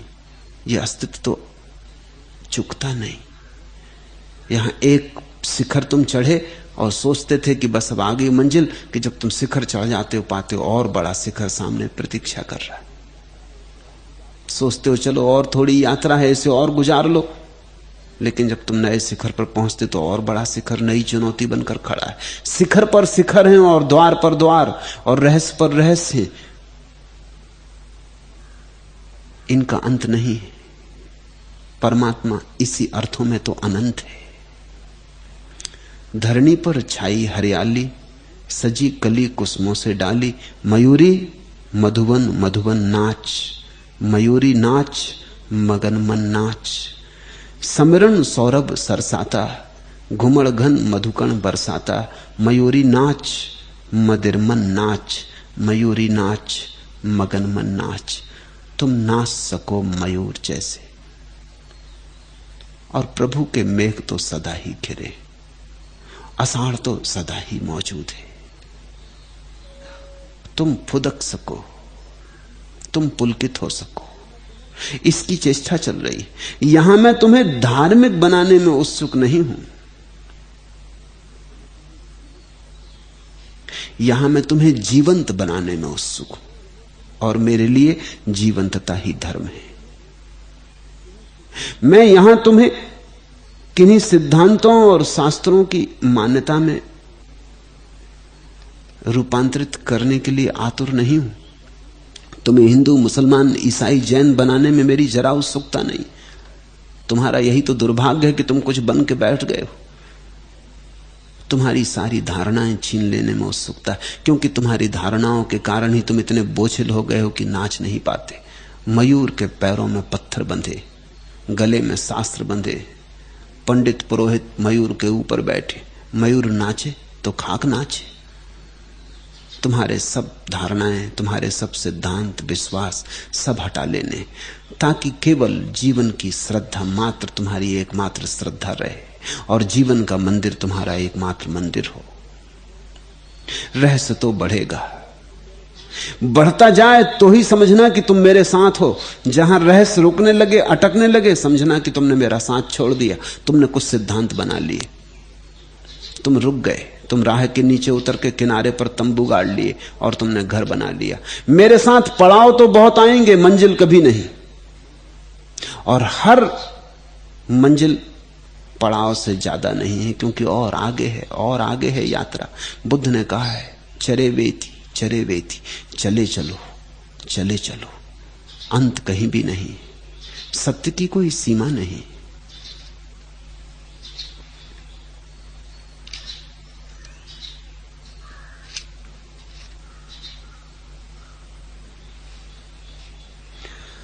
नए का स्वागत करते चलो। रोज रोज नया सूरज उगेगा, रोज रोज नए भावों के स्वाद तुम्हें दूंगा, उसका स्वागत करते चलो। जिसके स्वागत में नभने बरसा दी हैं जोहनियां सभी, और बढ़ने छाए बिछा डाली है, वह तू ऊषा मेरी आंखों पर तेरा स्वागत है। पत्तों की श्यामता के द्वीप डुबोते हुए हुस्न हिना के गंध ज्वार सी, हरित श्वेत जो उदय हुई है, वह तू ऊषा मेरी आंखों पर तेरा स्वागत है। वेद में ऊषा के बड़े स्तुति गान है, सुबह के बड़े गीत हैं। वे नए के स्वागत में गाए गए गीत हैं। ऊषा की प्रशंसा में जो कहा गया है, वो जो नित्य नूतन है उसकी प्रशंसा में कहा गया है। ऊषा तो प्रतीक है, सुबह तो प्रतीक है नए का, नई कौपल का, नए वसंत का, नए रहस्य का। तुम रोज रोज सूरज को, नए सूरज को उगते देखकर पुनः पुनः उसका स्वागत कर सको और पुनः पुनः नए नए आविष्कार कर सको रहस्य के। जहां कल चूक गए थे वहां आज ना चूको, जहां आज चूक गए थे वहां फिर कल ना चूको। और इतना है रहस्य कि तुम उघाड़ते जाओ, उघाड़ते जाओ, उघाड़ते जाओ, तुम कभी उघाड़ तो नहीं पाओगे। परमात्मा को जानने का यही अर्थ होता है। उतर गए उसमें, डुबकी लगा ली उसमें। एक किनारा छूट जाता है, दूसरा किनारा कभी मिलता नहीं। मझधार में ही नौका रहती सदा, इसलिए गति है, गत्यात्मकता है, गंतव्य कोई भी नहीं। मैं तुम्हारी तकलीफ भी जानता हूं, तुम गंतव्य में उत्सुक हो, मैं गति में उत्सुक हूं। मेरी तुम्हारी बड़ी तालमेल है नहीं। तुम उत्सुक हो कि जल्दी पहुंच जाएं, अब और कितनी देर लगेगी। मैं उत्सुक हूं कि तुम चलने में मजा लेने लगो, पहुंचने का रस छोड़ दो। तुम्हारी उत्सुकता है कि कब आ जाए मंजिल की, गिर पड़े और सो जाएं। मेरी उत्सुकता है कि मंजिल कभी ना आए ताकि तुम अब कभी सो ना पाओ। सदा जागे रहो, सदा चलते रहो, चरे वेथी और उषा का सदा स्वागत करते रहो।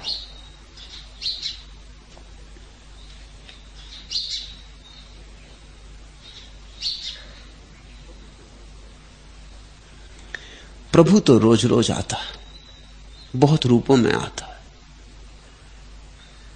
कभी किसी पक्षी के स्वर से, कभी हवा का झोंका गुजरता वृक्षों से उसमें, कभी किसी बादल के टुकड़े में तैराता, कभी सूरज की किरणों में, कभी सागर की लहर में, कभी किसी स्त्री की आंखों में, कभी किसी बच्चे की मुस्कुराहट में, कभी किसी पुरुष के रूप में, कभी किसी की शांति में, और कभी किसी के क्रोध में भी, कभी किसी की उदासी में भी। अनंत अनंत रूपों में गीत गाता है। तुम एक दफा आश्चर्य मुग्ध हो जाओ, तुम्हारी आंख पर आश्चर्य का रंग चढ़ जाए, तो तुम्हें हर जगह दिखाई पड़ने लगेगा। तुम हर जगह उसे उघाड़ लोगे। वो किसी भी रूप में आए तुम उसे पहचान लोगे। आए घनश्याम इसलत हरित कंचुकी, वसुधा ब्रजबालिका उर्मिल जलधि, स्त्रस्त कांची रणित सुरभित समीर, श्वास पुकल कदम्ब मलिका, वन ब्रंद वृंदाधाम। आए घनश्याम चकित तड़ित पीतपट, मंद्र रव वेणु, बरसता सरस्वर मंद मंद बिंदु, सस्मित राकाज्यों खलपूर्ण इंदु। आप गत ताप प्रमुदित चित्त धेनु, जलतल सकल अभिराम। आए घनश्याम। वो जो ताप रहित परमात्मा है, आप गत ताप, जो शीतल परमात्मा है, जो शांत परमात्मा है, प्रमुदित चित्त धेनु, जो इंद्रधनुषों की तरह उत्सवपूर्ण है, प्रमुदित चित्त धेनु, जो चेतना का इंद्रधनुष है, प्रमोद से भरा, आनंद उत्सव से भरा, जलतल सकल अभिराम, जो सब रूपों में छाया है, सब तरफ वही विस्तीर्ण है। आए घनश्याम। प्रभु आता, रोज रोज आता। तुम्हारी आंख जब तक आश्चर्य से न भरी हो तब तक तुम्हारा मिलन नहीं हो पाता है। मैं सफल हो गया अगर मैंने तुम में आश्चर्य भाव पैदा कर दिया, अगर मैंने तुम्हें फिर चकित कर दिया, फिर से तुम विस्मित होने लगे, लौट आया तुम्हारा बचपन, फिर से तुम चौंक के देखने लगे चारों तरफ, फिर संवेदनशील हो गए। अगर मैं इतने में सफल हो गया कि तुम चकित हो गए, कि तुम चौंक गए, कि तुम विस्मय विमुक्त हो गए, कि आश्चर्य का अंकुर फिर तुम में फूटा, तो बस बात हो गई, तो तुम बालवत हो गए। अष्टावक्र बालक की बहुत बात करते हैं महागीता में कि ज्ञानी बालवत। अगर बालक में कोई भी बात सबसे ज्यादा महत्वपूर्ण है तो वो उसका आश्चर्य भाव, उसकी रहस्य के प्रति जिज्ञासा। वो हर छोटी छोटी चीज में रहस्य देख लेता। जहां तुम्हें कुछ भी रहस्य नहीं दिखाई पड़ता वहां भी रहस्य देख लेता। तुम नाराज भी होते, तुम उससे कहते भी कि बकवास बंद कर, कुछ भी नहीं रखा है वहां। तुम्हें पता नहीं कि तुम एक अनूठी क्षमता को नष्ट कर रहे हो। हर बच्चा रहस्य की क्षमता लेके पैदा होता, लेकिन समाज, परिवार, स्कूल, शिक्षा उसके रहस्य को मार डालते। जवान होते होते उसके रहस्य के प्राण निकल गए होते, और फिर लोग सोचते हैं कि लोग धार्मिक हो जाएं। बिना रहस्य के भाव के कोई धार्मिक हो कैसे सकता है? धर्म का कोई संबंध गंभीरता से नहीं है, जानकारी से नहीं है, इस दंभ से नहीं है कि मैं जानता हूं। रहस्य और ज्ञान में बड़ा विपरीत भाव है। ज्ञान का अर्थ है मैं जानता हूं, रहस्य का अर्थ है मैं कुछ भी नहीं जानता, और इतना अपूर्व भरा है जानने को, और मैं कुछ भी नहीं जानता।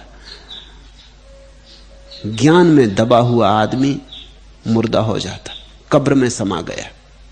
रहस्य से भरा हुआ आदमी चकित, चौंका हुआ, विस्मय विमुक्त, सब तरफ रहस्य ही रहस्य, काव्य ही काव्य, सौंदर्य ही सौंदर्य, खोलता पर्दे पे पर्दे, उठाता घूंघट पर घूंघट, और हर घूंघट के पार और घूंघट, और सुंदर घूंघट है।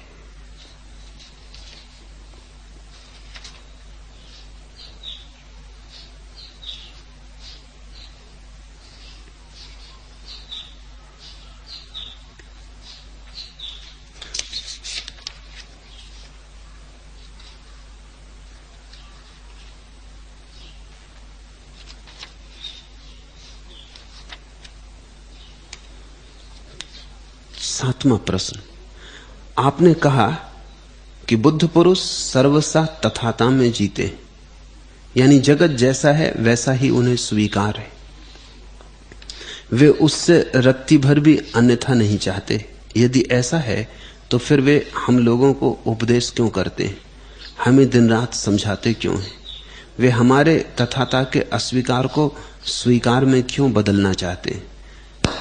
और क्या उनकी यह चेष्टा उन्हें अतथाता में नहीं ले जाती? प्रश्न महत्वपूर्ण है, समझने जैसा है। पहली बात, बुद्ध पुरुष उपदेश देते हैं ऐसा तुमने समझा तो गलत समझा। बुद्ध पुरुष से उपदेश होता है। देते हैं ऐसा सोचा तो गलत सोच लिया, फिर भूल हो गई।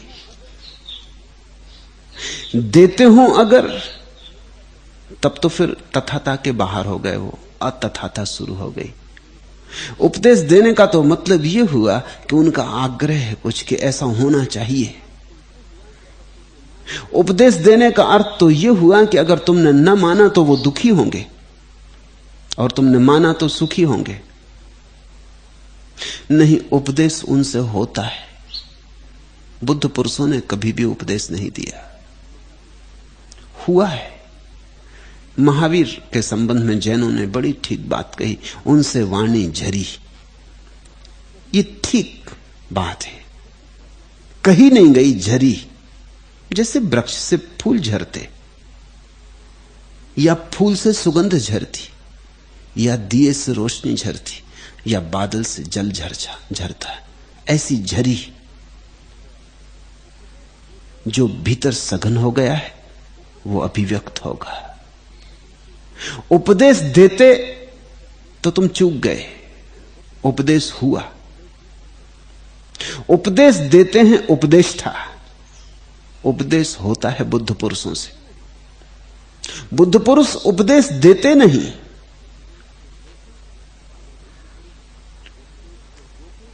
अगर बुद्ध पुरुष उपदेश को रोकें तो तथाता के बाहर होंगे।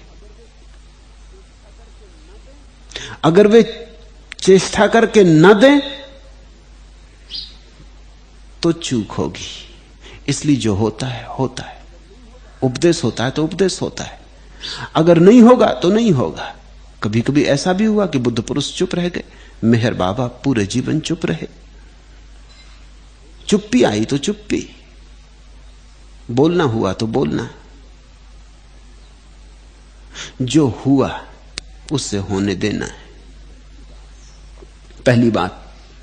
दूसरी बात, तुम जैसे हो वैसे ही बुद्ध को या बुद्ध पुरुषों को स्वीकार हो।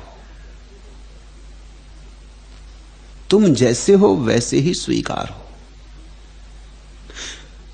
तुम्हें बदलने की कोई चेष्टा भी नहीं है। जो उनके भीतर हुआ है वो प्रकट हो रहा है। उस प्रगटीकरण में अगर तुम बदल जाओ तुम्हारी मर्जी, ना बदलो तुम्हारी मर्जी। तुम बदले तो ठीक, तुम ना बदले तो ठीक।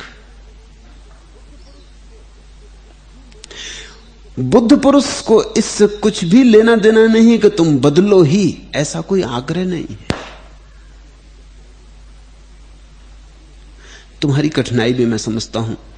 तुमने पूछा है कि हमें दिन रात क्यों समझाते हैं, वे हमारे तथाता के अस्वीकार को स्वीकार में क्यों बदलना चाहते। कुछ भी बदलने का भाव नहीं है।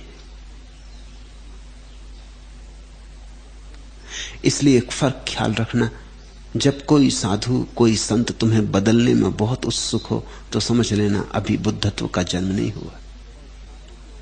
जिस संत और साधु के पास बदलाहट होने लगे और उसकी कोई उत्सुकता ही ना हो तुम्हें बदलने की, तो समझना कि बुद्धत्व मौजूद है। जिसकी मौजूदगी में बदलाहट हो, समझो सूरज निकला तो सूरज आके एक एक फूल को कहता थोड़ी कि खिलो, मैं आ गया, सुबह हो गई। एक एक फूल की पकड़ी पकड़ पकड़ के खोलता थोड़ी। और कोई फूल न खिले तो सूरज कोई दुखी होके उदास थोड़ी बैठ जाता, अपनी किरणों को थोड़ी सिकोड़ लेता। सूरज तो फैलता, उसकी मौजूदगी में फूल खिलते, सूरज किसी को खिलाता थोड़ी। और कोई फूल न खिले तो सूरज कोई हिसाब थोड़ी रखता कि आज इतने फूल नहीं खिले, क्या मामला है। इनकी कोई शिकायत थोड़ी करता, कहीं खिल गए ठीक, नहीं खिले नहीं ठीक। सच तो यह है सूरज को इससे कुछ हिसाब नहीं। लेकिन सूरज की मौजूदगी में फूल खिलते हैं, यह बात सच है। बिना सूरज के खिलाए खिलते हैं, यह बात सच है। सूरज की मौजूदगी के बिना नहीं खिलते, यह भी बात सच है। सूरज की मौजूदगी में ही खिलते हैं, यह भी बात सच है। फिर भी सूरज खिलाता नहीं, कैटालिटिक है, उसकी मौजूदगी से खिल जाते। अगर बुद्ध पुरुष की मौजूदगी में तुम रूपांतरित हो गए, नहीं हुए। लेकिन बुद्ध पुरुषों को इससे कुछ प्रयोजन नहीं है। और जब वे कुछ कह रहे हैं, चाहे तुम्हें ऐसा लगता हो कि तुम्हें बदलने के लिए कह रहे हैं क्योंकि तुम बदलने में उत्सुक हो, वे तुम्हें बदलने के लिए नहीं कह रहे। वे तो वही कह रहे हैं जो उनके भीतर घटा है, जो उनके भीतर हुआ है वो झर रहा है। कठिन है थोड़ा, क्योंकि तुम तो कभी कोई ऐसी बात नहीं कहते जो बिना प्रयोजन के हो। तुम तो जब किसी को बदलना चाहते तब कुछ कहते हो, किसी को सलाह देते तो तुम चाहते हो को मान ले, अगर न मान ले तो तुम नाराज हो जाते।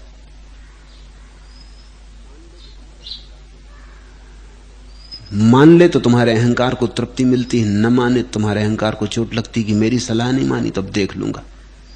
मेरी और सलाह नहीं मानी, ये तुम्हारे अहंकार को बड़ा कठिन हो जाता है। बुद्ध पुरुषों को इससे कुछ प्रयोजन नहीं।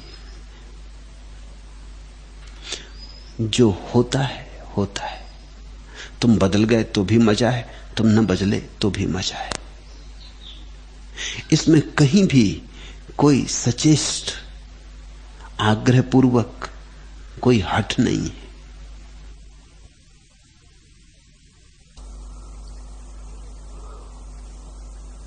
हमारे तथाता के अस्वीकार को स्वीकार में क्यों बदलना चाहते हैं? तुम्हारी तरफ से जो दिखाई पड़ रहा है उसे तुम बुद्ध पुरुषों की तरफ से मत थोपना। तुम्हारी तरफ से जो दिखाई पड़ रहा है वो तुम्हारी दृष्टि है। ज़ैन फकीरों में कहावत है कि बुद्ध कभी नहीं बोले। बुद्ध 40 साल बोले, निरंतर बोले। और ज़ैन फकीरों में कहावत है कि बुद्ध कभी नहीं बोले। रिंझाई से किसी ने पूछा कि बात बड़ी अजीब है, ये शास्त्र रखे हैं इसी मंदिर में बुद्ध के वचनों के, इतना बोले और यही इन्हीं शास्त्रों को पढ़ते हैं आप और इन्हीं शास्त्रों को नमस्कार भी करते, और रोज सुबह आप ये भी कहते हैं कि बुद्ध कभी नहीं बोले, और इंझाई ने कहा कि दोनों बातें सच हैं, बोले भी और नहीं भी बोले। जहां तक हमारा संबंध बोले, जहां तक उनका संबंध नहीं बोले। हमने तो सुना इसलिए हमने शास्त्र इकट्ठे किए, इसलिए तो बुद्ध पुरुषों ने कुछ लिखा नहीं। फूल सुगंध के संबंध में कुछ लिखते थोड़ी, सुगंध झरती तो झरती। बुद्ध पुरुष बोले, तुम्हारी मौजूदगी में कुछ उनसे झरा, तुम्हारी प्यास ने कुछ उनके भीतर से खींच लिया, तुम्हारी आतुरता ने कुछ उनसे बुलवा लिया। बोले ऐसा नहीं, बुलवा लिया, सहज स्फूर्त हुआ। अपनी तरफ से तो बोले ही नहीं। मैं तुमसे रोज बोल रहा हूं और मैं तुमसे कह देता हूं, भूल के भी ये मत सोचना कि मैं कभी बोला। तुमने सुना, ये सच, मैं नहीं बोला। इसलिए मेरी कोई आतुरता तो नहीं कि तुम बदल जाओ। मेरे पास लोग आते हैं, क्योंकि इस देश में तो साधु संतों की बड़ी आतुरता रहती। महात्मा का मतलब ही है कि सभी के पीछे लगा है कि बदलो, ऐसा खाओ, ऐसा पियो, ये मत पियो, ये मत खाओ, इतने बजे सो, इतने बजे उठो। महात्मा का तो मतलब ही है कि जो लाठी लगा के लोगों के पीछे पड़ा है और बदल कर रहेगा। महात्मा का तो मतलब ही है कि जो तुम्हें चैन से न रहने दे। तुम चाय पियो तो चाय न पीने दे, कॉफी पियो तो कॉफी न पीने दे, कुछ भी न करने दे, तुम्हें इस तरह बांध दे कि तुम्हारा जीवन दूभर हो जाए। और अगर तुम जीना चाहो तो पाप अनुभव मालूम हो, और अगर तुम उसकी मानो तो जीवन खोने लगे। अगर पुण्य करना हो तो मरो, और अगर जीना हो तो पाप हो जाए। ऐसी हालत जो कर दे खड़ी, उसको महात्मा कहते हैं। तो मेरे पास भी आ जाते हैं भूल से इस तरह के लोग, वो कहते हैं आपका क्या मामला, आप लोगों को कुछ कहते नहीं, क्या खाना, क्या पीना, कैसा आचरण। मैं उनसे कहता कि लोग जाने, लोगों का आचरण, लोगों की चिंता वो समझे। मुझे जो हुआ है वो मुझसे झर रहा है, उससे कोई सीख ले, समझ ले, न समझे न समझे। मैं दोनों हालत में राजी हूं। मेरे मन में जरा भी निंदा नहीं है और जरा भी स्तुति नहीं है। उनको बहुत कठिनाई होती, क्योंकि वो चाहेंगे कि मैं भी लोगों के पीछे पड़ जाऊं, उनको सताऊं, उनको अपराधी सिद्ध करूं। लोगों को कष्ट देने में बड़ा रस आता। तुम्हारे महात्मा बड़े दुखवादी, सैडिस्ट। सताओ लोगों को, जरा भी कहीं रस ले रहे हो, जरा भी हंस रहे हो तो रोक लगा दो। कोई हंस ना सके, कोई प्रसन्न ना हो सके, सारे जीवन की खुशी छीन लो। नहीं, यहां मुझे कोई भी प्रयोजन नहीं। मैं अपूर्व आनंदित हुआ हूं। उस आनंद से जो झर रहा है, तुम अपनी झोली में भर लो, तुम्हारी मौज। न भरो, तुम्हारी मौज। बदल जाओ, तुम्हारी मौज। न बदलो, तुम्हारी मौज। ये सब तुम्हारे निर्णय, इनसे मेरा कुछ लेना देना नहीं। आखिरी प्रश्न, कब होगा छुटकारा भव बंधन से और कब तक प्रतीक्षा? तुम्हारी जल्दी ही अड़चन डाल रही है।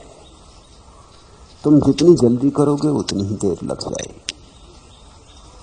भव बंधन से छुटकारा तो तुम चाहते हो, लेकिन अभी भव बंधन को समझा भी नहीं, अन्यथा छुटकारा हो जाता। कोई तुम्हें बांधे थोड़ी है, तुम बंधे हो। ये बड़े मजे की बात। एक आदमी खंबे को पकड़े खड़ा है और वो कहता है, हे प्रभु, इस खंबे से कब छुटकारा और कब तक प्रतीक्षा? किससे कह रहे हो? कोई तुम्हें बांधे हुए नहीं, खंबे को तुम पकड़े खड़े हो। खंबे ने तुम्हें बांधा नहीं, खंबे को तुम में जरा भी रस नहीं। इसी खंबे में तुम्हारे जैसे और भी मूल पहले पकड़े खड़े रहे, इसी खंबे को, और तुम्हारे चले जाने के बाद दूसरे इसी खंबे को पकड़े रहेंगे। तुम तिजोरी को पकड़े हो, तुमसे पहले किसी और की तिजोरी थी। तुमने धन पकड़ा है, तुमसे पहले कोई और पकड़े था। जो नोट तुम्हारे हाथ में है वो हजारों हाथों में आया है। और हजारों हाथों में चल के आया। इसलिए तो अंग्रेजी में ठीक शब्द उसका नाम है करेंसी।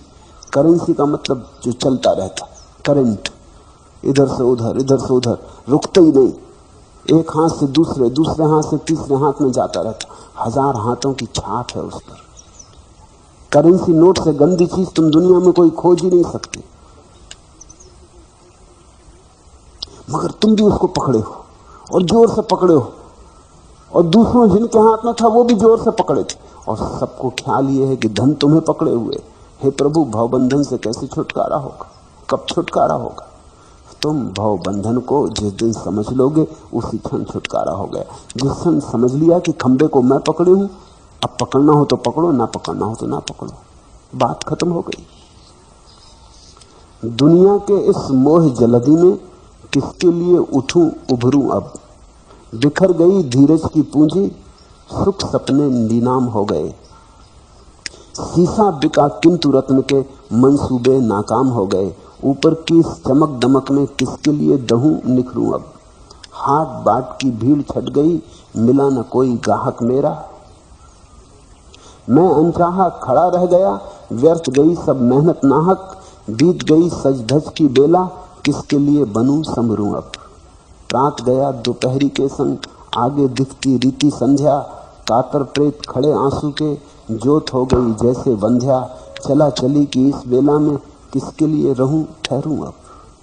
तुम्हें अगर दिखाई पड़ने लगे ये जो तुम अब तक करते रहे हो व्यर्थ था, रेस से तेल निचोड़ रहे थे, झूठ को सच बनाने में लगे थे, सपनों को यथार्थ माना था।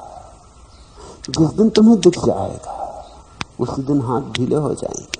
किसी और ने तुम्हें पकड़ा नहीं, संसार ने तुम्हें पकड़ा नहीं, तुमने ही संसार को पकड़ा है। तो जल्दी का अर्थ ही ये होता है कि अभी तुमने देखा नहीं, अभी दृष्टि पैदा नहीं हुई। अब एक आदमी जहर की प्याली लिए बैठा है, कहता है प्रभु कैसे इसको ना पीऊं? कौन तुमको कहता है कि पियो? पीना हो पी लो, न पीना हो ना पियो, मगर इस तरह की बातें तो ना करो कि हे प्रभु इसको कैसे न पीऊं। अगर जहर दिख गया है तो कैसे पियोगे, मैं पूछता हूं। और अगर जहर नहीं दिखा है तो कैसे रुकोगे? अगर अमृत दिख रहा है तो कहते रहें लाख दूसरे लोग की जहर है, इससे कुछ भी ना होगा। तुम्हें दिखना चाहिए।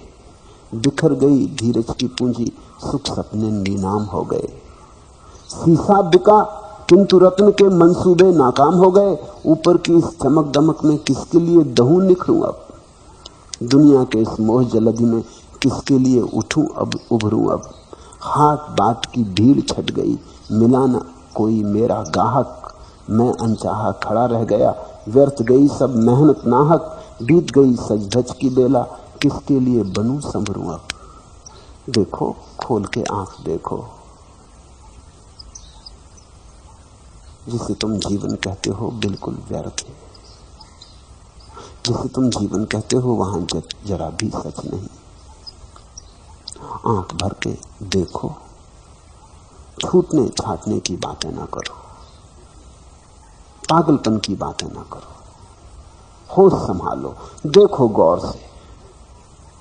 जिसने गौर से देखा व्यर्थ से छूट जाता है, और जिसने गौर से नहीं देखा और वैसी छाती पीटता रहा कि हे प्रभु कब छूटूंगा, कब तक प्रतीक्षा, वो छाती ही पीटता रहता है। तुम यही जन्मों जन्मों से कर रहे हो और अब कब तक करते रहोगे? तुम मुझसे पूछते हो कब तक प्रतीक्षा, मैं तुमसे पूछता हूं कब तक प्रतीक्षा। आज इतना ही।